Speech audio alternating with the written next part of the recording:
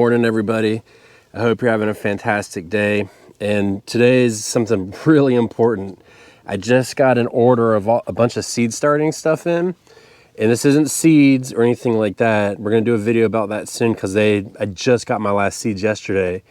But this one's gonna kind of work out good because this is gonna set you up to be a lot more efficient and be able to grow a lot more in a very small space, which is what I have here. I don't have a big, huge space. So, you know, I tested this out last year and started buying some stuff and just to see how it worked out. And I was really impressed. So this year I kind of went all in per se, got a pretty good deal on it. So I just want to go through and just show you what I got and explain to you how I plan to use these things. It makes a big, big difference. So just to give you a little bit of background, when I first started seeds, I don't know why I'm putting my knife up, I'm gonna need it.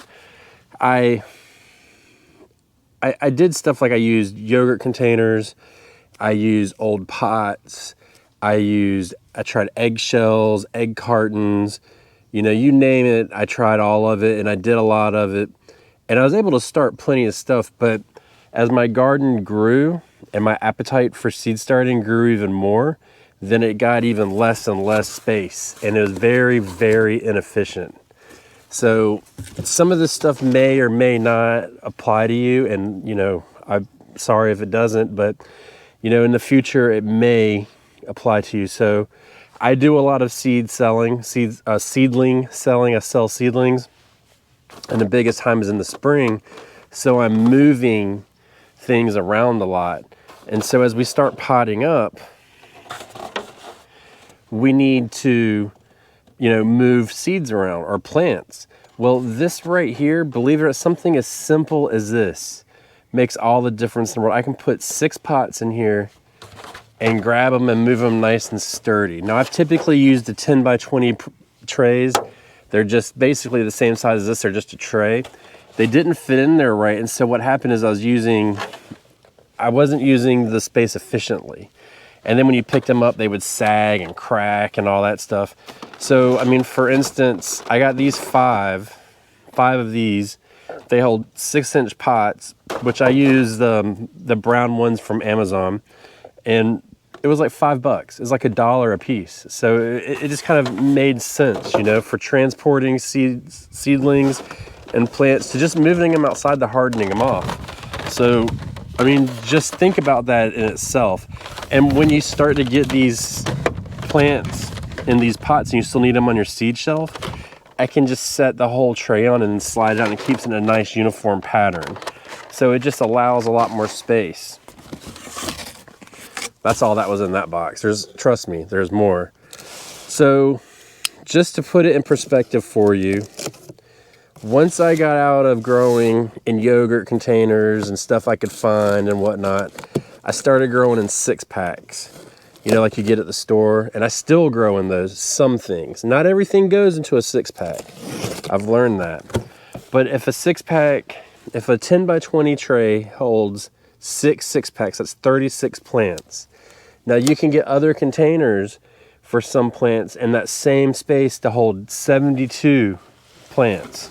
So you can see how much more you can put in a small space. Now, even if you're not using all of your space, it's important to think about, like, I start all of my tomatoes, because I'm going to transplant them anyways, in these 72 cell trays. And then I only have to run one light. I don't have to run all of my lights all the time until I start up potting and moving on to the next stage. So that's really good. Now this is the box with all the stuff in it. So we've got more trays. You know, again, these are for 4-inch trays, which I do squashes, watermelons, cucumbers, stuff like that. I just plant them directly into a 4-inch pot. And then here we can hold 15 pots in here. So again, it's just moving it in and out. No big issue whatsoever. Now, I've talked a lot about the 10 by 20 trays, and those are really good. But I've graduated from that, and I actually got my first one of these Let's see if I can just pull out one so you can see it better.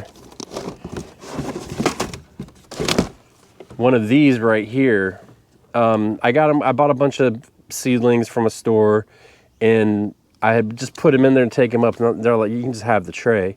And I still use that tray, but this is so useful because where that 10 by 20 tray is, and I know you've seen it in some of my videos, it's just plain like solid. So there's no drainage, but I can move this in and out and still have drainage and not have anything flood. So that's going to be a really big deal for us.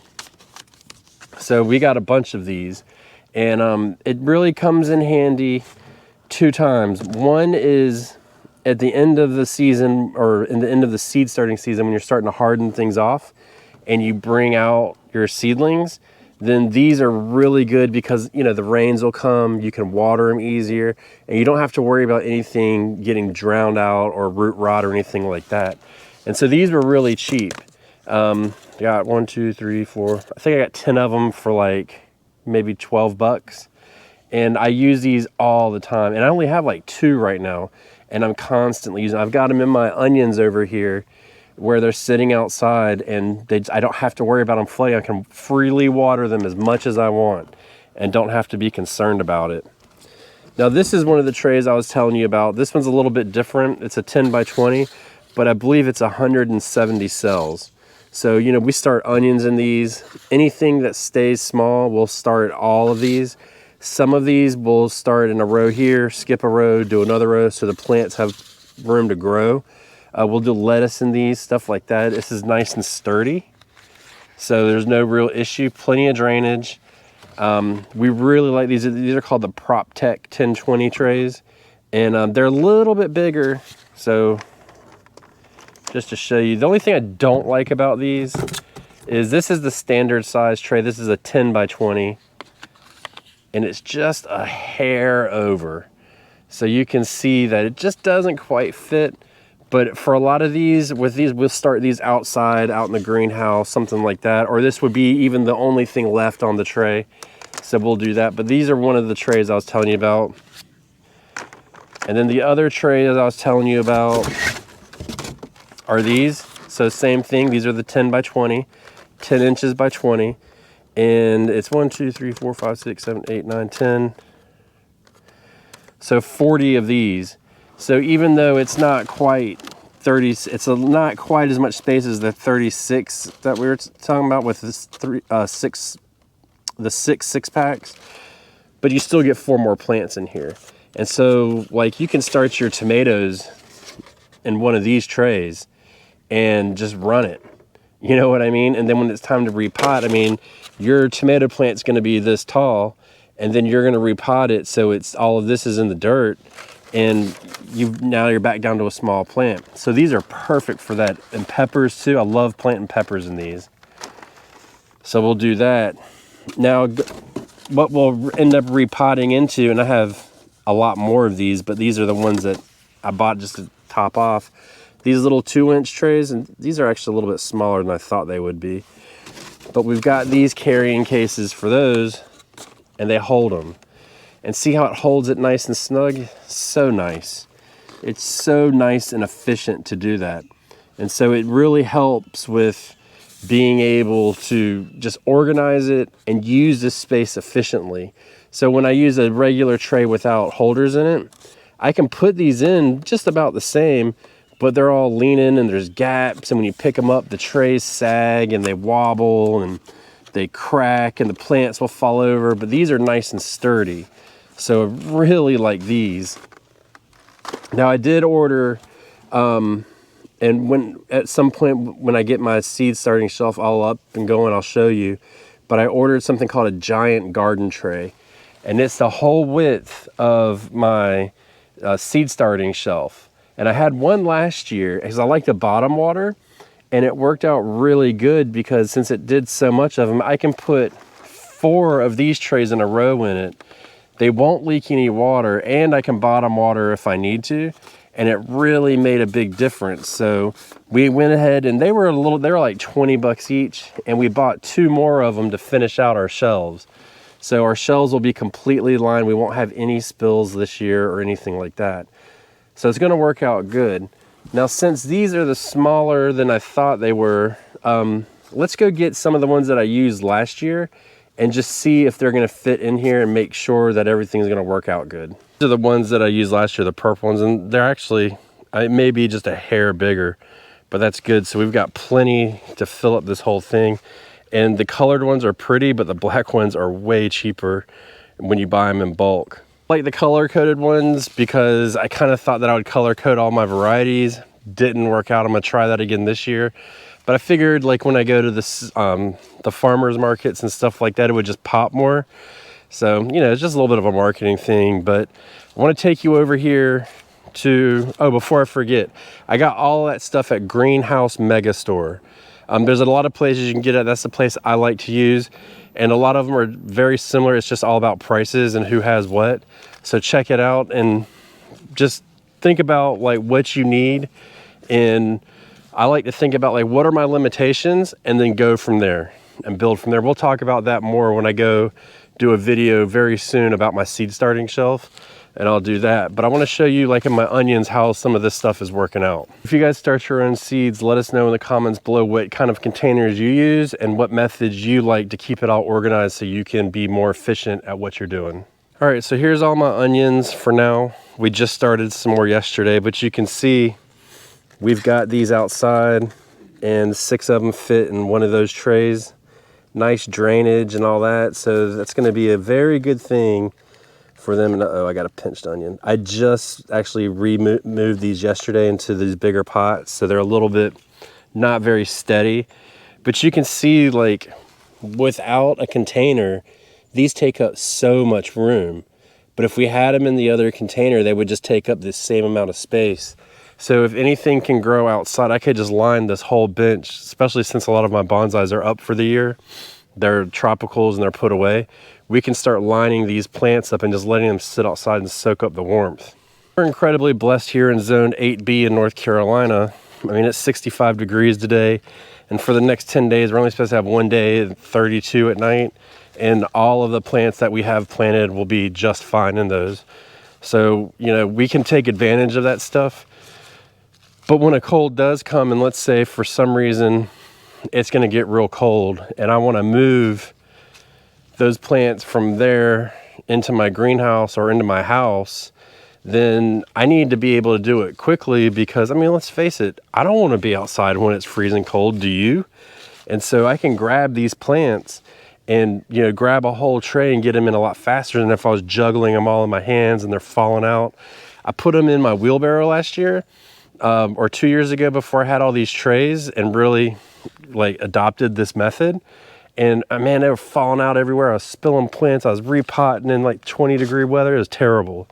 So, you know, just kind of thinking about that stuff and how can you eliminate what little bit of friction could possibly stop you from planting more seeds and saving more money.